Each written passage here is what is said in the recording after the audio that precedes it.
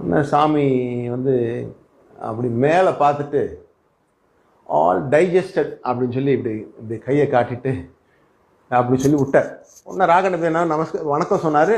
சாமி கிளம்பி போயிட்டாங்க. அதுக்கப்புறம் நாங்கள் முத்துகிருஷ்ணன் அண்ணாச்சி வீட்டுக்கு போனோம்.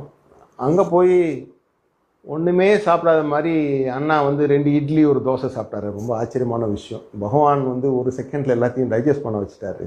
இது ஒரு சந்தர்ப்பத்தில் நடந்துச்சு. இன்னொரு விஷயம் நடந்தது. ஒரு சமயத்தில்